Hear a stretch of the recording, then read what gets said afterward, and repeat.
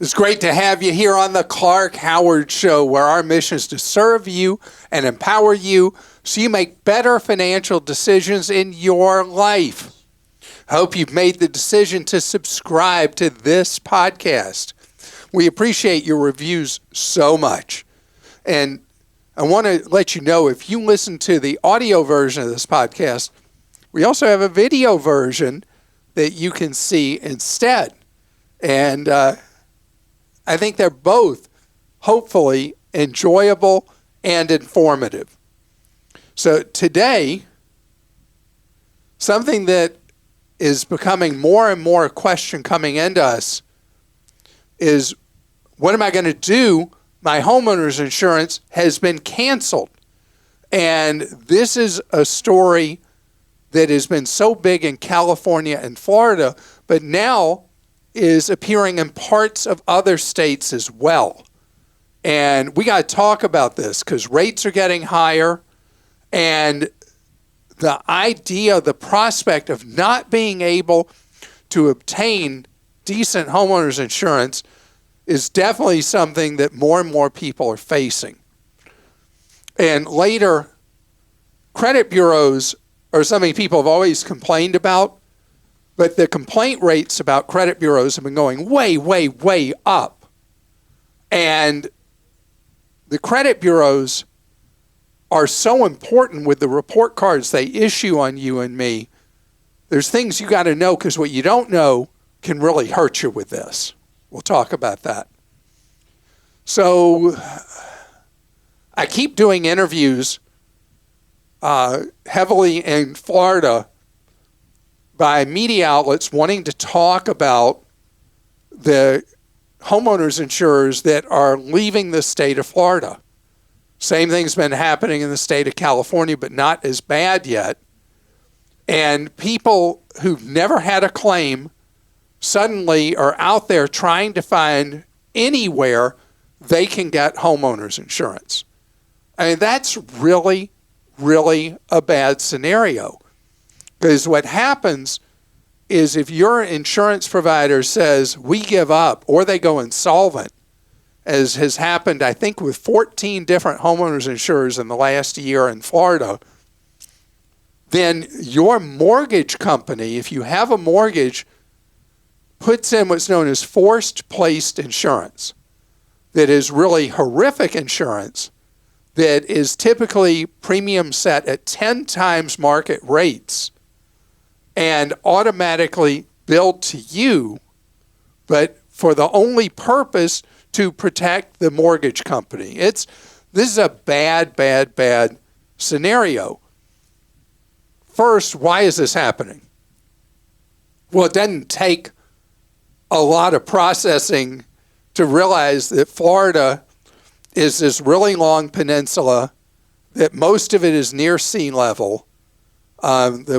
The number of storms has dramatically increased.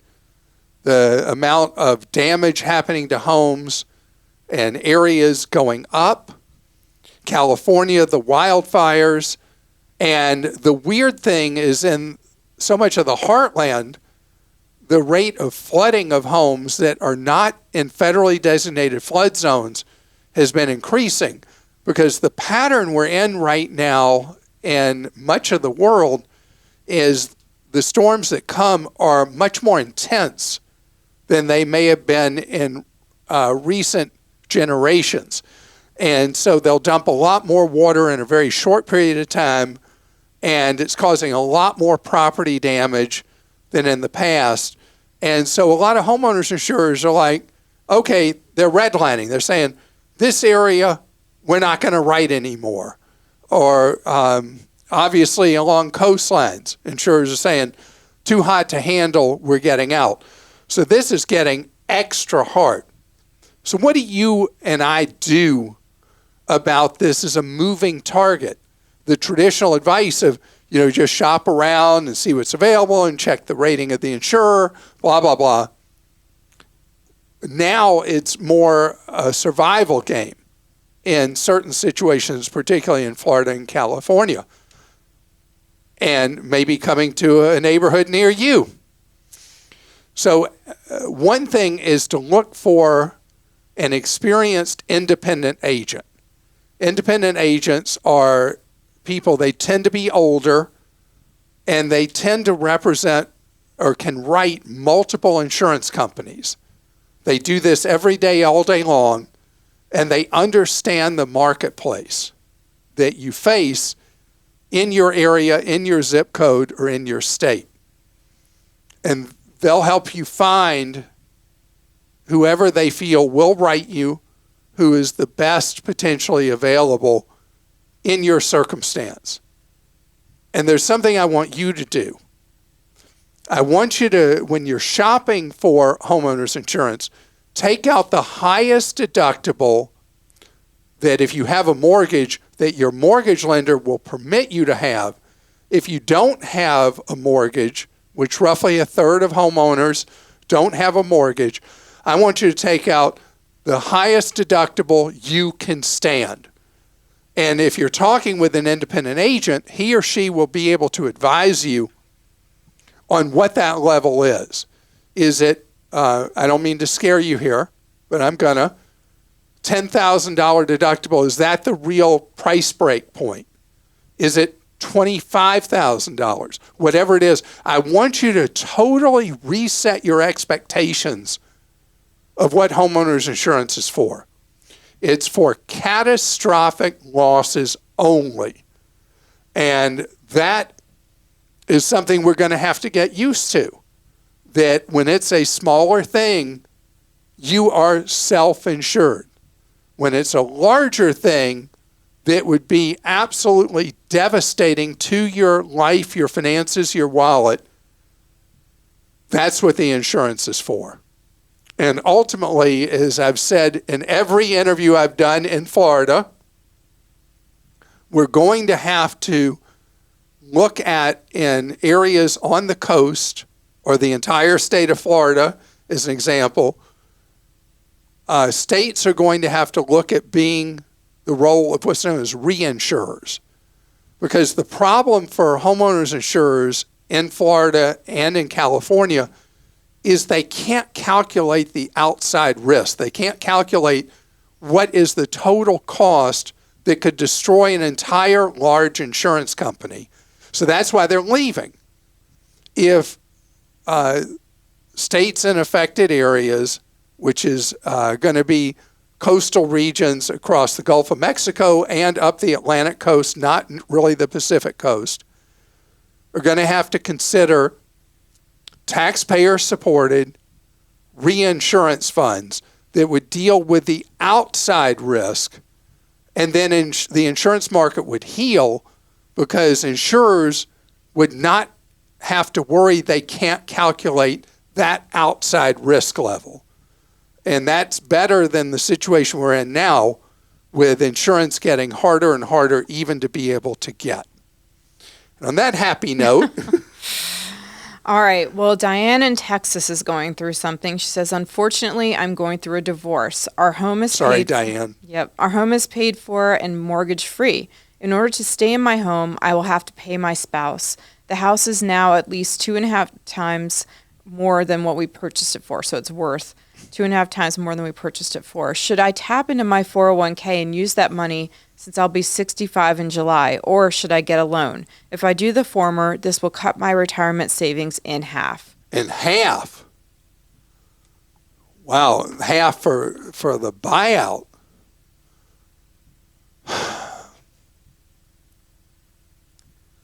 Diane, I'm going to step into it right here because I know you're going through terrible emotional loss right now.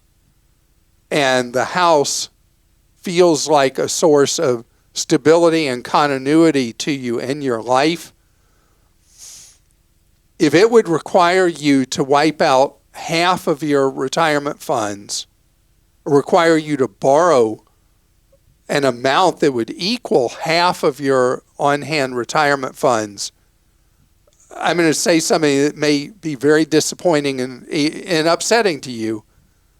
The right answer in most cases in a circumstance like this is you're 65, you're prime working years are in the rearview mirror.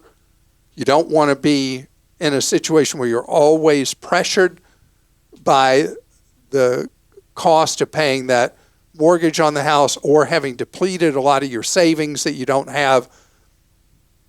I'd say all things being equal, you need to consider selling the house.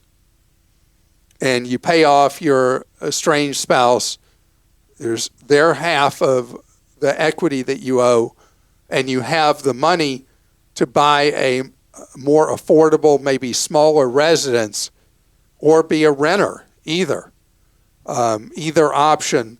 But I think it would be a bad decision for you to be house rich, cash poor. And maybe I'm wrong about this because I'm just hearing a tiny bit about your situation and your finances. And you could certainly go to a fee-only financial planner, like a Garrett Planning Network person or whatever, go over the situation, and maybe they'd say, I'm crazy, I'm all wrong, and these are the ways you'd be able to live securely and keep the house. But just based on what you told me, I would say that probably the best idea is to sell the house and buy a more modest dwelling or rent a more modest dwelling. I also recently read something that said that a lot of women try to stay in their homes. I'm not sure, like you said, if Diane's doing it for that reason because of the sentimental value and the kids having stability, and it puts them in a really bad financial position. The other thing I was thinking about is if you do like pay your spouse out, you have to worry about long-term capital gains when you go to sell the house, right? So maybe that could be calculated in as if he were and if his you part. sell now, if you're going through a divorce but not divorced, then each of you are entitled to $250,000 tax-free from the sale of the home, from the profits of the home. And so it is the one time that we get such a great deal from the tax code that we can pocket that money without having to pay any federal capital gains tax at all. And Mark in Virginia says, I have a son who we want to help build credit, but we were looking for something that still limits his purchases to a specified amount. I know you don't like debit cards, but isn't there a credit/debit card where you can only charge up to the amount of money you have in a linked account? I feel like it was somehow tied to Walmart, and you had suggested it for those who had bad credit to be able to build it back up. I know you've gone the route of adding your son as an authorized user, but I like the feature of limiting the charge amount to what he would have in an actual cash, thus making it so it ties more to actual money as opposed to credit. So we've got some things mixed here. So first, what you were talking about, Walmart and American Express have a joint venture thing called Bluebird. And Bluebird does not help you establish credit, but it's an American Express process card that allows you to buy things anywhere American Express is accepted. And when you have a Bluebird card, depending on how you set it up and how you fund it over time, it can be completely free or have some relatively small junk fees with it. But it's not credit, so it doesn't help you establish credit. But it does strictly limit what your son can spend, because all he can spend is what's in the Bluebird account at that time. So it has an automatic break in it that prevents spending that would be unsustainable or would lead to debt or whatever. So the other thing I talked about is that if you add your son as an authorized user but don't give him the card, if your credit's solid, he basically is lent your good credit, and it gives him the ability to apply for credit on his own once he's working or in college. And so that is how, Mark, you can do both things. You can have a card that has a tight spending limit, like Bluebird, limited to the cash that's on deposit in the Bluebird account, and at the same time lend your good reputation with good credit by making your son an authorized user but not giving him the plastic. Third alternative, that does what you're talking about. You hopefully are a member of a credit union already. If you're not, you can join. Your son can join. And credit unions overwhelmingly offer what are called fresh start programs that tie in having a credit union savings and or checking account, what they call a share draft at a credit union, with a Visa or MasterCard that has a limit established typically for 18 months based on your participation in the credit union, what you have on deposit in the credit union, and then a good payment record over that typically 12 or 18 month period. The security of the accounts is released and the card is reported from the beginning as a regular credit card and becomes a full-fledged credit card after that 12 or 18 month period. Wow, that was a lot to say. Speaking of credit, coming straight ahead, the credit bureaus have never been anybody's friend. But right now they're working really hard at being your enemy, and I'm going to tell you what you need to know to fight back. The data's in from the Consumer Financial Protection Bureau on what people had the most problems with involving the banking industry last year. And there's one trend that stands out so strong, it's a stunner. Complaints against Equifax, TransUnion, and Experian roughly doubled in 1 year. Now, most people have never even heard of the Consumer Financial Protection Bureau, but 604,000 of your fellow Americans found their way to this obscure federal agency to file a complaint about mess-ups or alleged mess-ups from Equifax, TransUnion, and Experian. The credit bureaus continue to embarrass themselves. They seem incapable of feeling embarrassed. They continue to trash their reputations without seems care or concern, and how careless they are with your and my information and your and my credit reputation. What the credit bureaus have affects us in ways we wouldn't even think about when we're applying for a job, when we're applying for auto insurance, when we're applying for homeowners insurance. And if you've never heard me say this, it's really something that surprises people. Someone who has a record of DUIs or DWIs, but has a great credit score, pays far less for auto insurance than somebody with a perfect driving record who has a low credit score. That's how important. It's lame that auto insurers do that, but it's how it works. And that's why you have got to be on top of what's going on with your credit reports, because errors are so common. And a single error on your credit report can demolish your credit reputation. Out of nowhere, credit you have can be shut off. Credit you apply for, denied.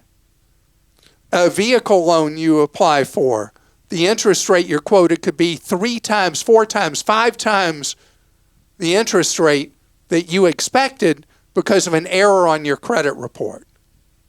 There can also be something on your credit report that's right that you didn't know about, but is trashing your reputation at potential great harm to you.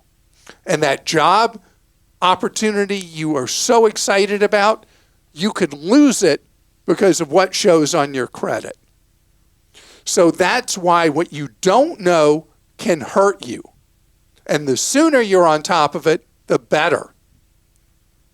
Now, the traditional answer to give is for you to go to annualcreditreport.com, and there you can receive a free copy no matter what kind of con job Equifax, TransUnion, and Experian try to do on that website to get you to pay for junk you don't need.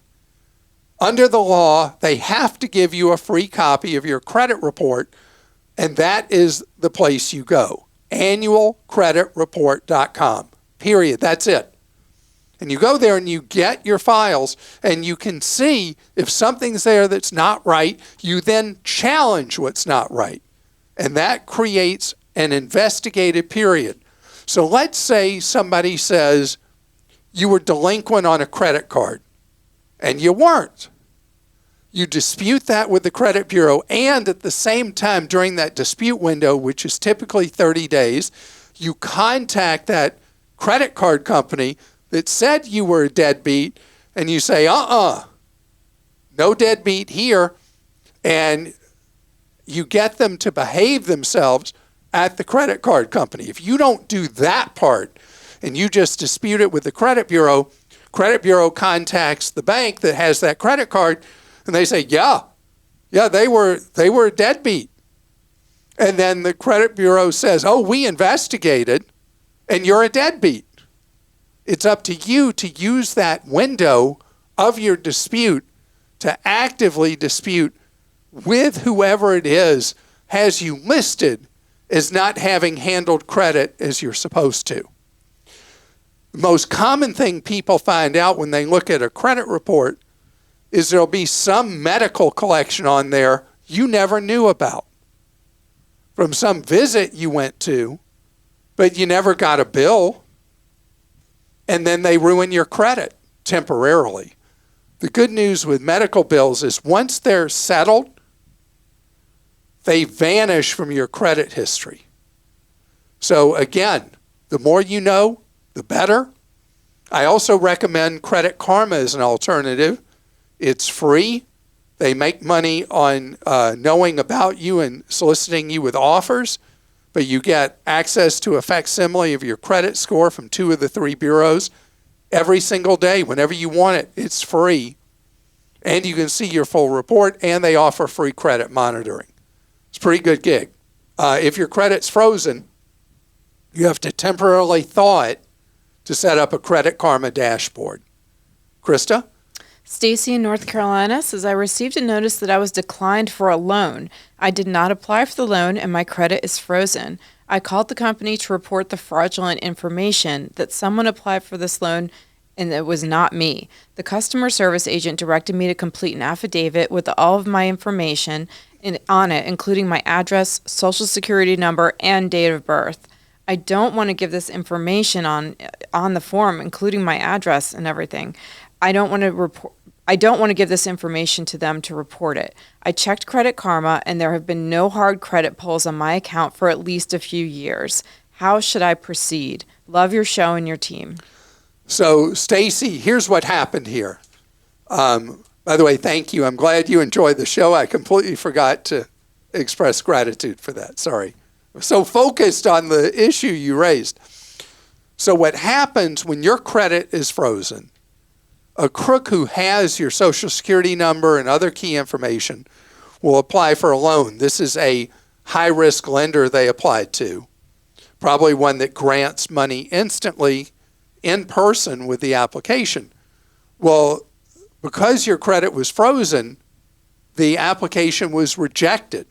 So the letter you received from them basically is you were declined, and the reason was they couldn't access your credit. You don't need to do anything with them. But what you do know now is somebody's out there with your personal information and attempting to obtain credit as if they're you, and the credit freeze worked just as it should. All right, Greg in West Virginia says, I've heard you warn against paying bills by check and encourage use of online bill pay. I've discovered a few payees where the bank will create a check on our behalf and then mail it, sometimes delaying payment arrival and generating a late fee. In these cases where online bill pay is a slower process, is it a safe practice to fill in the credit card information in the space provided to pay by card? So, Greg, yes. And paying by credit card is much safer than paying by check. When you pay by credit card, even if that number gets intercepted somewhere, you are liable for nothing. If somebody intercepts your check, though, what a mess. And you point out appropriately that often there will be a broken link when you're paying a bill to a business And instead of the payment going electronically, they're actually printing out a paper check like it's 1970 and putting it in the mail, except the stamp's not 5 cents or whatever it was in 1970. I don't even know what a stamp costs now. I never mail anything. I have forever and I have stamps. forever stamps. Yeah, they'll last forever. Yeah. So anyway, you have brought up a very valid point. So if you can pay by credit card, my preference is you go online to sign into your account at whoever it is you're paying, and you pay online instead of mailing in your number on that slip. So many of the major credit card issuers, when you pay an online payment, issue the payment with your card with a one-time use number. So even if somebody was dishonest along the way, there's nothing for them to use. When you fill out your credit card number on the bottom of one of those forms and you use that to pay, well then somebody, if there is a dishonest person where that payment comes in, they got your credit card number, often your expiration date, and often your 3-digit code on the card. So paying at an online link with your credit card is the safest in the scenario you painted. Aaron in Tennessee says, I have 4 nephews ages 1 to 15. I want to set up 529s for them. Their parents aren't good with money. Is there a way for me to set up the 529s in their names that I manage instead of their parents? Yes. You set up the 529 in your name. You open 4 of them, and each of them, you're the owner of the 529 account, and you name each of the 4 nephews. On each account, you name one nephew per account as the beneficiary of that 529. And then you control that 529 money. And that is the right thing to do when you're really worried that the parents are not going to behave with that money. And interestingly enough, that's a question that's come up repeatedly from grandparents of grandkids, that they don't trust the parents to be responsible with the money and do with it what they expect them to do for the benefit of the grandchild. And so in that case, the grandparent owns the account for benefit of the grandchild. Used to be a tax problem with that, not anymore. So you are a very generous soul to do this for your 4 nephews. And I'm not sure where the nephews live, or if there's a tax break. Because Aaron's in Tennessee, which is on the honor roll on clark.com/529. There's no state benefit. Because there's no state income tax in Tennessee for most things. Yes, that makes sense. Okay. So if you live in Tennessee, the nephews live in Tennessee, the Tennessee plan is not one of the very best in the country, but it's good enough. Although since there is no state tax benefit, I would look at our highest level plans that we have on our 529 guide at clark.com/529, and I'd pick one of those as where you would put the kids' 529 money. And if you do the Utah one, you get free lift tickets. If you do the New York one, you get a free tour of the Statue of Liberty. No, you don't get any of those things. But those are 2 of the very best plans in America. You can go look at the list and see all the really great ones that are available to you. And why don't they do bonuses like that? That would be fun. I mean, free lift tickets, that would be something I'd be all about, right? Oh, well. I hope the rest of your day is absolutely fantastic. And remember, in your life, you only create breathing space financially when you're intentional about living on less than what you make. And our goal here is to give you ways to save more and spend less, and don't let anyone ever rip you off. Have a great one.